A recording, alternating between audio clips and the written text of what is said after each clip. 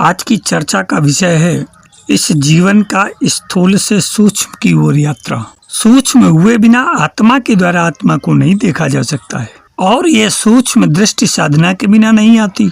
जब तक मन काबू में नहीं आता तब तक केवल स्थूल संवेदना स्थूल ही रह जाती है। परमहंस योगानंद की एनाटोबायोग्राफी से दिए एक उदाहरण से हम समझ सकते हैं कि हम सूक्ष्म जगत से कैसे जुड़े हैं। अनंत सूक्ष्म जगत ही सच्चा जगत है। हमारी इस दुनिया में हर चीज की कल्पना सबसे पहले सूक्ष्म रूप से की गई थी। इस दुनिया की रूपरेखा सबसे पहले सूक्ष्म जगत में ही बनाई गई थी। इस दुनिया की कई सीमाएं हैं लेकिन सूक्ष्म जगत की कोई सीमा नहीं है। हम सूक्ष्म जगत से आए हैं और मृत्यु के बाद हम उसी में लौटेंगे, लेकिन मृत्यु का इंतजार क्यों करें? अगर आप अभी सचेत रूप से सूक्ष्म जगत में जा सकते हैं तो आप निश्चित रूप से मृत्यु के बाद भी सचेत रूप से वहां जा सकेंगे। आप चाहें तो पृथ्वी तल पर भी सचेत रूप से वापस आ सकेंगे। यह सोचना मूर्खता है कि आपका भौतिक शरीर स्थायी है। यह अभी वास्तविक लगता है लेकिन यह गायब हो जाएगा। फिर आपकी आत्मा कहाँ जाएगी? निश्चित रूप से सूक्ष्म जगत में। आपकी आत्मा अभी सूक्ष्म जगत में जाती है जब आप सो रहे होते हैं, लेकिन आपको इसका एहसास नहीं होता। जब आप सपने देखते हैं या दृश्य देखते हैं तो आप सूक्ष्म जगत में होते हैं। यह इस भौतिक जगत के प्रति आपकी आसक्ति है जिसने इसे इतना वास्तविक बना दिया है, लेकिन इसने आपको सीमित कर दिया है। आपको अपने संचालन के आधार से परिचित होना चाहिए। आपका संचालन का आधार सूक्ष्म जगत है। सूक्ष्म जगत में अधिक समय बिताना महत्वपूर्ण है। शांति और स्थिरता पर गहन ध्यान केंद्रित करके अभी वहां रहें। अपनी एकाग्रता की तीव्रता और शांत की गहराई बढ़ाकर आप सूक्ष्म जगत में रह सकते हैं। यहाँ पृथ्वी तल पर ठोस, तरल और गैसों के बीच अंतर बहुत स्पष्ट है। हम जानते हैं कि अगर हम ठोस किनारे से तरल महासागर में कूदते हैं तो हम डूब जाएंगे। सूक्ष्म जगत में ऐसी कोई सीमाएं नहीं है। सूक्ष्म जगत में हम किनारे को ठोस और समुद्र को तरल के रूप में पहचान सकते हैं, लेकिन अगर हम सूक्ष्म जगत में कूदते हैं तो हम डूबते नहीं हैं। सूक्ष्म जगत में हम ठोस और तरल दोनों के बीच से गुजर सकते हैं। हम ठोस और तरल में अंतर कर सकते हैं, लेकिन हम जानते हैं कि दोनों ही प्रकाश की अभिव्यक्तियां हैं। यही कारण है कि यीशु पानी पर चलने में सक्षम थे। उन्होंने अनुभव किया कि पृथ्वी और पानी दोनों ही सूक्ष्म प्रकाश से बने हैं। सापेक्षता के नियम में भ्रामक शक्ति है। उदाहरण के लिए इस सांसारिक जीवन में हम पाते हैं कि हमारा शरीर दीवार के पार नहीं जा सकता है। सूक्ष्म जगत में हम महसूस करते हैं कि दीवार और हमारा शरीर दोनों ही प्रकाश से बने हैं और हम अपने प्रकाश में शरीर के साथ प्रकाश की दीवार के पार जाने में सक्षम हैं। आपकी गतिविधि बहुत वांछनीय है। अच्छे काम करने के लिए क्रियाकलाप अद्भुत रूप से प्रभावी होते हैं यदि आपका मन ईश्वर पर केंद्रित है। शांत रूप से सक्रिय और सक्रिय रूप से शांत रहे। आपको शोर के बीच भी शांत रहना चाहिए। ऐसा करने की क्षमता आप पर सूक्ष्म प्रभाव को दर्शाती है। जब आप सूक्ष्म दुनिया में रहते हैं तो आप अपने भीतर असीमित सर्वोच्च शक्ति द्वारा निर्देशित होंगे। भौतिक शरीर का वास्तविक नियंत्रण सूक्ष्म जगत में है। सूक्ष्म जगत में उत्पन्न होने वाली किसी भी परेशानी का समाधान भौतिक साधनों से नहीं किया जा सकता। परेशानी का कारण जानने के लिए आपको सूक्ष्म जगत में जाना होगा। अगर किसी घर में रोशनी है और कोई तार रोशनी नहीं देता है तो आपको डायनेमो के पास जाना होगा। अगर डायनेमो में कुछ गड़बड़ है पूरा घर अंधकार में होगा। बीमारी के साथ भी ऐसा ही है। सूक्ष्म जगत में स्थित किसी भी परेशानी को वहीं ठीक करना होगा। सूक्ष्म जगत में प्रवेश करके हम सभी बीमारियों का कारण और अपने अस्तित्व का रहस्य जान लेते हैं। हम जानते हैं कि मृत्यु के बाद और जन्म से पहले क्या होता है। सूक्ष्म जगत वह कारखाना है जहाँ से सब कुछ उत्पादित होता है। हमें सच्ची आजादी केवल सूक्ष्म जगत में रहने से ही मिल सकती है। भौतिक जगत में आप अपनी समस्याओं से निपटने की कोशिश में विचलित हो जाएंगे जब तक कि मानसिक रूप से आप अनंत सूक्ष्म जगत में ज्यादा न रहें। सूक्ष्म जगत में ज्यादा रहकर अपनी भौतिक परेशानियों से दूर भागें।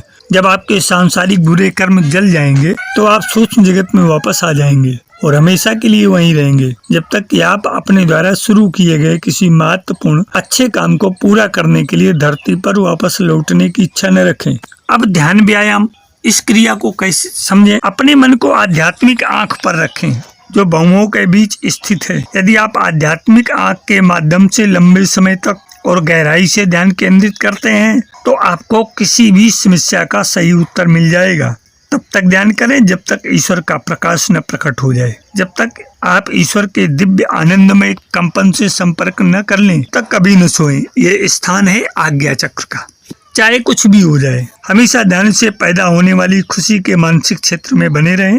अपने भीतर की मान शांति पर ध्यान केंद्रित करें और आप देखेंगे कि सांसारिक सीमाओं की छाया पिघल रही है। भ्रम की दुनिया के इस चलचित्र के पीछे एक शाश्वत दुनिया है, अनंत सूक्ष्म दुनिया। हमारी सोच और समझ एक निश्चित सीमा तक होती है, जहाँ से आगे सब कुछ हमारे ज्ञान से परे होता है। उसी नूतन ज्ञान को प्राप्त करना साधक का लक्ष्य होता है और इसी प्रकार से हम अज्ञानता से धीरे धीरे विमुख होते जाते हैं। हमारे ज्ञान से आगे जो कुछ भी है जिसे हम नहीं जानते, उसी को हम रहस्य का नाम देते हैं और उसी से हमारी यात्रा शुरू होती है। इस ब्रह्मांड में मनुष्य की सोच से कई कोटि गुना ज्ञान संपन्न व्यक्तित्व हैं। विविध आयामों से अपने जांच परख कर आज का आधुनिक विज्ञान भी इस बात को स्वीकार करता है। हमारे ऋषि मुनियों ने इस रहस्यों को हजारों साल पहले साधना के माध्यम से जान लिया था। सूक्ष्म जगत इस स्थूल जगत का ऐसा ही एक भाग है जहाँ पर पृथ्वी तत्व ही नहीं है। जैसे दूध में पानी मिला हुआ होता है लेकिन हमें दिखाई ही नहीं देता, लेकिन किसी प्रकार अगर हम अणुओं में भेद करना सीख लें तो हमें पता चल जाएगा। ठीक उसी प्रकार ही सूक्ष्म जगत का अस्तित्व भी स्थूल जगत में विद्यमान है। यदि हम किसी प्रकार से इसमें भेद करने की दृष्टि विकसित कर लें तो हम सूक्ष्म जगत को देखकर कई प्रकार के रहस्यों को जान सकते हैं। अब आइए यो सूक्ष्म जगत में प्रवेश से संबंधित योग तांत्रिक प्रक्रिया आपके सामने रख रहे हैं। इसके लिए सबसे उपयुक्त समय ब्रह्म मुहूर्त रहता है। साधक नित्य कर्म से निवृत्त होकर के अनुलोम विलोम तथा भस्त्रिका प्राणायाम का अभ्यास करें तो उत्तम है। भस्त्रिका समाप्ति पर साधक को आंखें बंद करके दोनों आंखों में मध्य आज्ञा चक्र पर आध्यात्मिक रूप से त्राटक करते हुए निम्न मंत्र का जाप 1 घंटे के लिए करें। ओम सोहम स्वरूपाय आत्मगुरुवे नमः। अभ्यास करने पर साधक को धीरे धीरे उस स्थान पर एक लंबा प्रकाश प्रकट होता जाएगा। साधक उसमें धीरे धीरे आगे बढ़ता जाता है और वो अनुभव करने लगता है कि उसके मीलों लंबी फैली शक्ति का। आगे अभ्यास करने पर कई दिव्य अनुभव होते रहते हैं तथा एक समय साधक को सूक्ष्म जगत स्पष्ट रूप से प्रतीत होता है।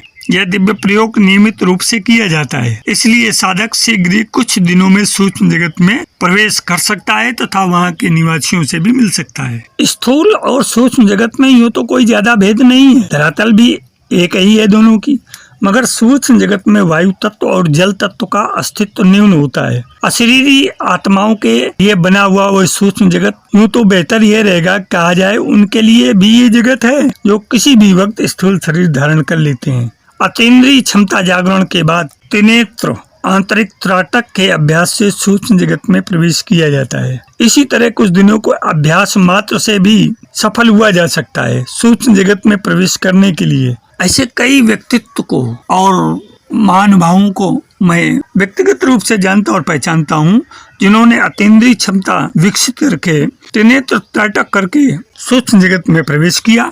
वहाँ पर निवास करते हुए कई आत्माओं से वे मिले और उनके जगत के बारे में जानकारी की, कई विशेष माहिती भी मिली उनको।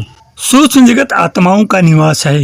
यही वह जगह है जहाँ मृत और नए जीवन के बीच में आत्मा को विश्राम मिलता है। ये कोई लोक नहीं है। स्थूल जगत और सूक्ष्म जगत के बीच एक आवरण मात्र ही है। आत्मा आवाहन में सूक्ष्म लोक से स्थूल लोक में आत्मा का प्रवेश होता है। यूँ तो आत्माओं में ये शक्ति रहती ही है कि वे स्थूल जगत में प्रवेश कर सकती हैं, मगर कुछ सिद्ध आत्माओं के पास कुछ ऐसी विशेष सिद्धियां भी होती हैं कि वे स्थूल जगत में अपना जल व भूमि तत्व को वापस बढ़ाकर स्थूल देह धारण कर लेते हैं। अभ्यास के दौरान मैंने कई ऐसी सिद्ध आत्माओं को भी देखा जो कि वहाँ निरंतर गतिशील है, जिससे कि वहाँ की व्यवस्था सुनिश्चित रहे। कभी कभी तो यूँ भी होता है कि कोई आत्मा अपने सूक्ष्म शरीर के साथ ही प्रवेश कर जाती है स्थूल जगत में। हमारे सामने इस तरह की घटनाओं से पहले तो डर लगता था, लेकिन फिर धीरे धीरे कम होता गया वह डर। इसी प्रकार का एक उदाहरण परमहंस योगानंद जी का संस्मरण से आपके सामने रखते हैं। उन्होंने कहा कि ऐसे ही एक बार त्रिनेत्र त्राटक किया और पूरक करके जैसे ही सूक्ष्म जगत के निर्गत द्वार में प्रवेश किया ही था कि सामने आ गई एक अति सुंदरी। ऐसे लगा जैसे एक साथ हजारों कमल के फूल खिले हों। मेरे सामने देख के वो मुस्कुरा दी और बस यही शुरुआत हुई इस कहानी की। उसने कहा, मेरा नाम भावना है और मैं यहाँ पर निवास करती हूँ। यूं तो मैं स्थूल जगत में भी रहती हूँ। मैंने कहा, ये संभव नहीं है। वो मेरी अज्ञानता पर हंस दी और बोली, कुछ भी ये संभव नहीं है। सिद्धता से कोई भी जैसे सूक्ष्म लोक में प्रवेश कर सकता है बिना स्थूल देह के, उसी तरह स्थूल जगत में भी स्थूल देह में रह सकती है कुछ अशरीरी आत्माएं। कल पता चल जाएगा तुम्हें। वैसे मुझे काले वस्त्र बहुत पसंद है। और वो हौले से मुस्कुरा दी और बस गायब हो गई। मुझे कुछ समझ नहीं आ रहा था। वापस इस स्थूल लोक में प्रवेश हुआ, लेकिन जैसे मैं वहीं पर बसा हूँ, पूरी रात बीत गई। सोचता रहा उस सुंदरी के बारे में। न जाने क्या सम्मोहन कर दिया था उसकी आंखों ने मुझ पर। शायद मैं दिल के किसी कोने से उसे, नहीं ये संभव नहीं है, और मैं वापस खो गया उसी मुस्कान में। कब नींद आ गई पता नहीं। दरवाजे पर दस्तक से आँख खुली, देखा दिन के 3 बजे हैं। दरवाजा खोला, वहाँ पर मेरा एक मित्र खड़ा था। आते ही बोला, अरे भाई आज तो तुम होते साथ में। एक ऐसी लड़की को देखा कि क्या बताऊं, बस देखता ही रह गया। काले कपड़ों में वो लाल बाल वाली लड़की, और मुझे जैसे एक भयंकर सा झटका लगा। मित्रों, जो कुछ हम आँखों से देखते हैं क्या वह सब सत्य है? जो इंद्रियों से अनुभव किया जाता है क्या वह यथार्थ है? इस प्रश्न पर तात्विक दृष्टि से विवेचन करने पर पता चलता है कि इंद्रियां बहुत हद तक स्वयं धोखे में रहती हैं और हमारी अंतः चेतना को धोखे में डालती हैं। इस धोखेबाजी से भरे हुए कोहरे को ही माया कहा गया है। सत्य का निरूपण करने के लिए, वस्तु स्थिति को जानने के लिए एक दूसरा माध्यम अपने पास है, उसे छठी इंद्री कहना चाहिए। विवेक, दूरदर्शिता, तत्वबोध है वह आधार है जो हमें वास्तविकता के निकट पहुंचा सकता है। उस यथार्थता से अवगत होकर हम सही जीवन नीति अपनाने में समर्थ हो सकते हैं। यहाँ ये भी ध्यान रखना पड़ेगा कि जिस थर्मामीटर से बुखार नापा जाता है, कहीं वही तो खराब नहीं पड़ा हुआ है। खराब थर्मामीटर उग्र बुखार को न्यून तथा न्यून तापमान को उग्र बता सकता है। उस भ्रांत उपकरण को सही मानकर यदि उपचार आरंभ कर दिया जाए तो रोगी के लिए प्राण संकट ही खड़ा हो जाएगा।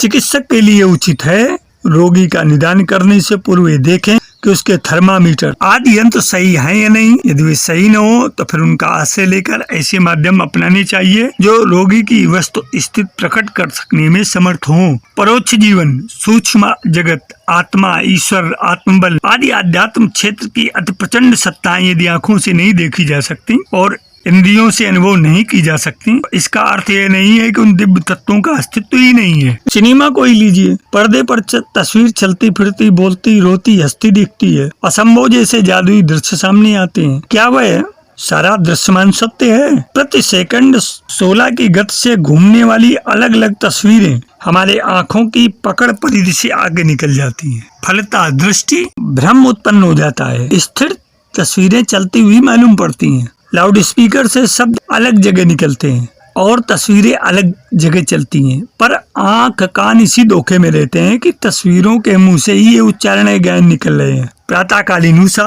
सायंकालीन सूर्यास्त के समय आकाश में जो रंग बिरंगा वातावरण छाया रहता है, क्या वह यथार्थ है? वस्तुतः वहाँ कोई रंग नहीं होता है। ये प्रकाश किरणों के उतार चढ़ाव की दृष्टि संस्थान के साथ आंख मिचौली ही है। आसमान नीला दिखता है पर वस्तुतः उसका कोई रंग नहीं है। पोल का रंग हो भी कैसे सकता है? आसमान को नीला बताकर हमारी आंखें धोखा खाती हैं और मस्तिष्क को भ्रमित करती हैं। आंखों का काम मुख्य तथा प्रकाश के आधार पर वस्तुओं का स्वरूप समझना है, पर देखा जाता है उनकी आधी से ज्यादा जानकारी अवास्तविक होती है। मेरे अध्यात्म प्रेमी जिज्ञासु मित्रों, यथार्थता की तय तक पहुंचने के लिए, सत्य को प्रत्यक्ष करने के लिए हमें परख के आधार को अधिक विस्तृत करना पड़ेगा। इंद्रिय जन्य ज्ञान को ही सब कुछ मान बैठना भूल है। सत्य तक पहुंचने के लिए भोड़े उपकरणों को परिपूर्ण मानकर, भोड़े उपकरण अर्थात इंद्रियों को चलेंगे तो अंधकार में ही भटकते रहेंगे। विवेकशीलता, रितंबरा प्रज्ञा, प्रत्यक्ष तत्व दृष्टि, योग भूमिका जैसी आधारी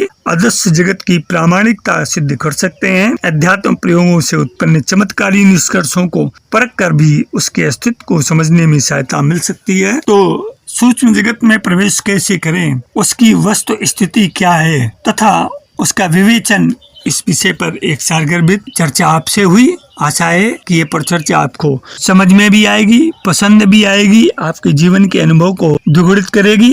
इससे पहले कि हम इस अंक को विराम दें, अगर आपने हमारे चैनल को सब्सक्राइब नहीं किया तो सब्सक्राइब कर लें, लाइक का बटन दबाना ना भूलें, कमेंट अवश्य करें तथा अच्छा लगे तो इष्ट मित्रों को भी शेयर करें। जीवन की साथी योग चैनल में आज इतना ही, धन्यवाद।